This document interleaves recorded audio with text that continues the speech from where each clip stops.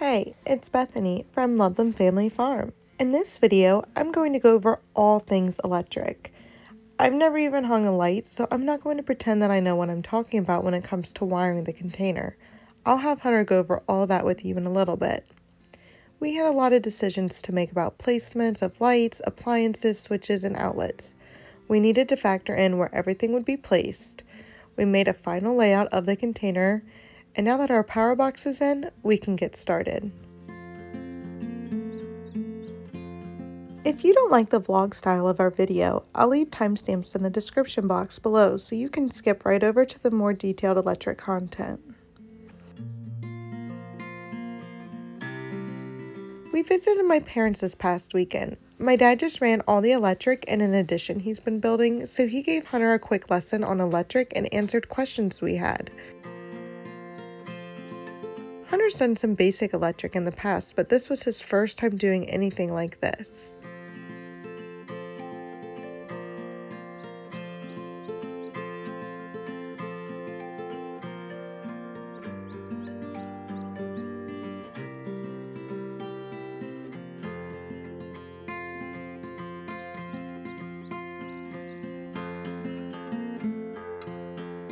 We placed the receptacles at 4 foot and 1 inch, so when we put the first row of drywall, we didn't have as many cuts. We do have a few that are lower and higher, of course, but we did the majority like this. Next, we had to figure out how many switches and receptacles to run off each breaker.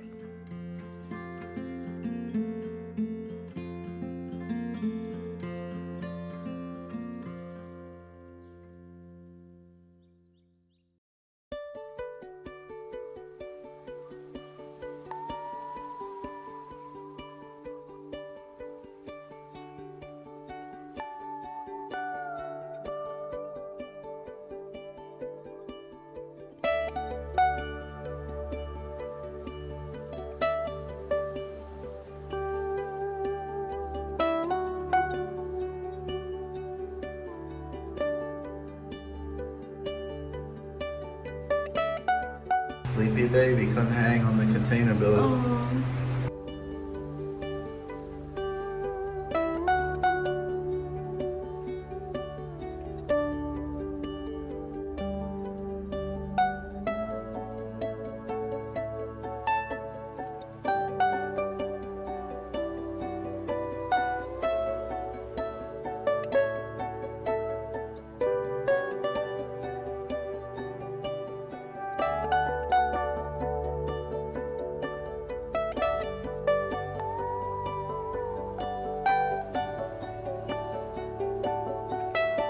Sorry in advance about the sound.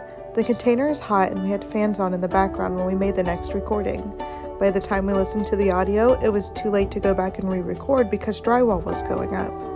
We are new to this YouTube thing and it was a rookie mistake that we won't do again. I've also ordered us mics so for future videos we can drown out that background noise. We got all our home runs that'll tie into this 200 amp breaker that we got going outside the container. So we got 4 home runs and we're basically using all these mains. They're gonna be 15 amp breakers and we're running 4 outlets and a light or 2 or 6 lights, up to 6 lights off of 1 breaker. We're up to 4 to 6 outlets. So basically what we've got going on is we've got 4 main 15 amps and we're gonna daisy them. So we have like this line here, for example, you see one of the mains coming through the wall and it hits this outlet first, which has 2 neutrals on the left side, a ground, which you'll want to pigtail,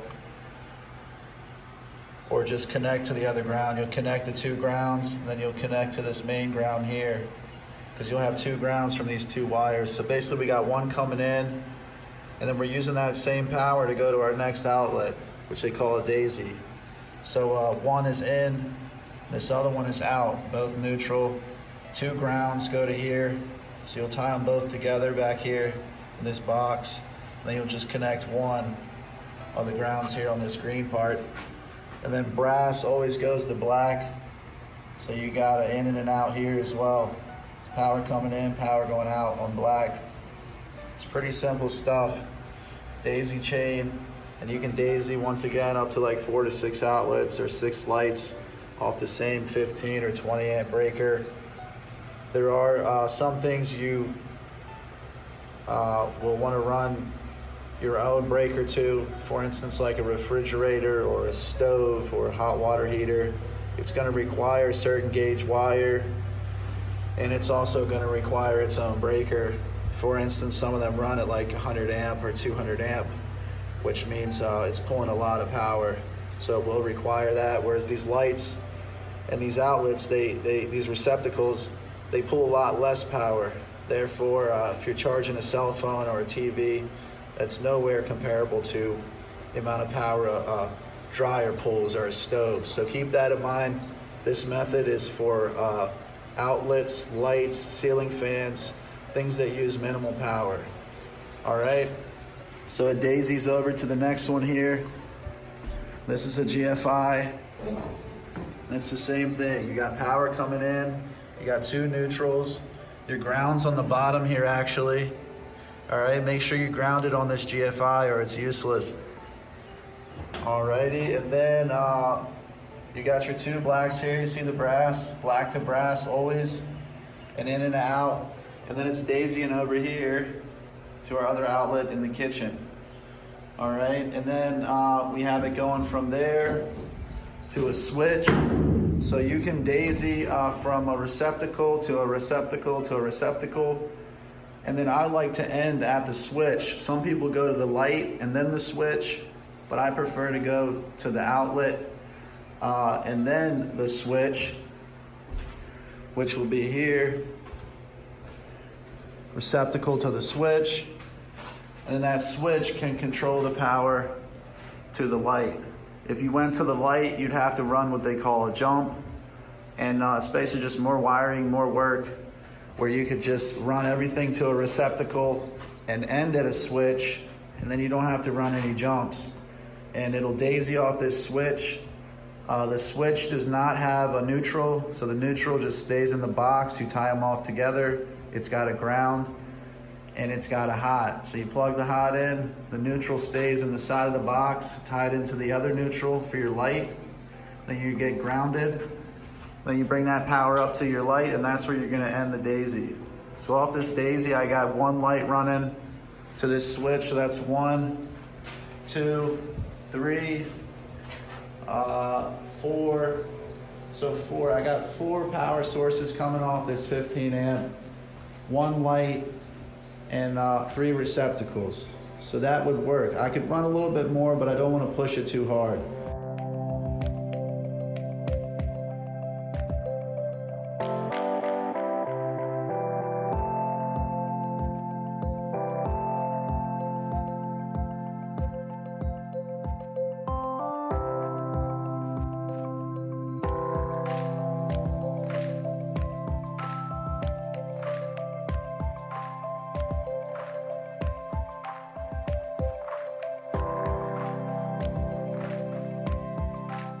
We are taking a break from work today to enjoy some time as a family.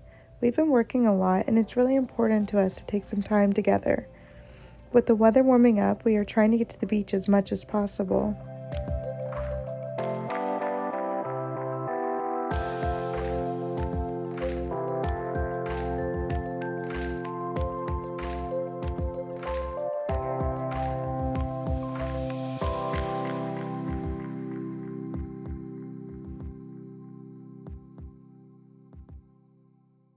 In our next video, we'll go over the plumbing, septic, and drywall. It's really coming along, and I can't wait to show you more. If you enjoyed this video, please let us know, and don't forget to hit the subscribe button. If you're new here, be sure to introduce yourself in the comments. Thank you so much for watching, and see you next time.